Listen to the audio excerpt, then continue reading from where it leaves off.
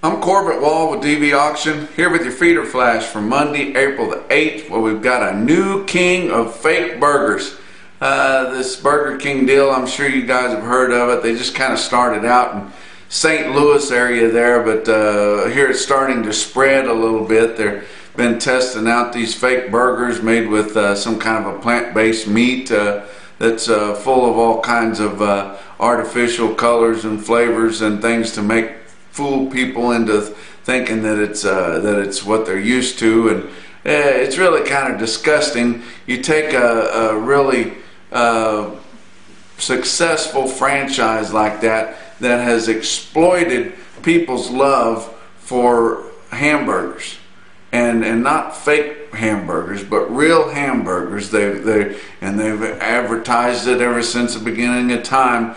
Flame broiled all beef hamburgers, and talked about it. Got all these people kind of roped into liking them, and then they just up and change them on you like that and make something that does not have anything to do with what they were selling before.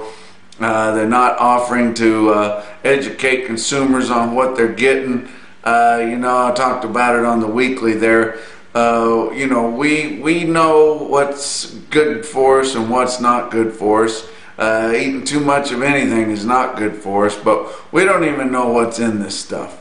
We know that depending on what kind it is, you've got to put things in there to promote its growth. Well, I thought all these health nuts didn't want to eat any of that kind of stuff. They didn't even want any of it in their grains or anything. No growth promotants. They've got to put something in there to resist disease. Nobody wants that in their stuff either, but you've got to have that stuff, especially when you're growing it from nothing. But you guys just make your own choices on that kind of stuff. Look at the board. Late in the week, April live cattle futures ended the week at 126.05, up 35 cents. Your out fronts were up a lot more, especially down the road towards the end of the year and early next year, all from all these rumors swirling about the African swine flu and China's troubles with it, and maybe going to need a considerable amount of protein coming into their country. And funny, they're not interested in fake protein, fake meat. They're wanting the real stuff to feed their people.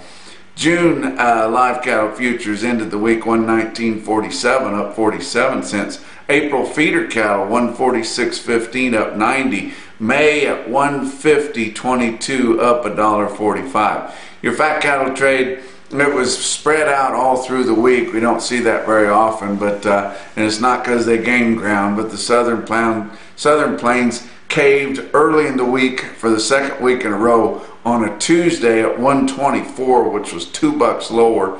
Northern Plains kind of scattered throughout the week.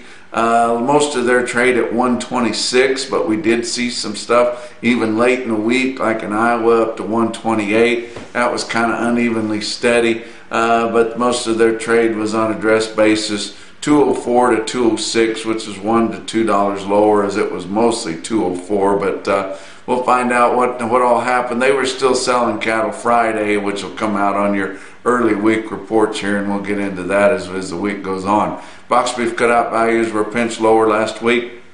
The average of last week's choice cut trade, 226.48, down 172 from the previous week's average, and selects 219.09, down 24 cents. Choice select spread is $7.39, and a decent movement of 604 loads of cuts, grinds, and trimmings.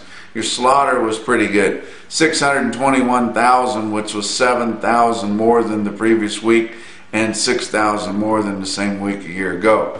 Your feeder cattle market, your real-time index on Cattle Market Central, late in the week, ending the week at 139.44, up 22 cents compared to the end of the previous week. But I tell you what, it was a little bit up and down. A lot of your better sales we saw, and your high volume sales were higher, but we also saw some places that had lower trends, and it was really hard to tell. But on straight up feeder cattle going into the feedlot, your trends were kind of unevenly steady to $2 higher.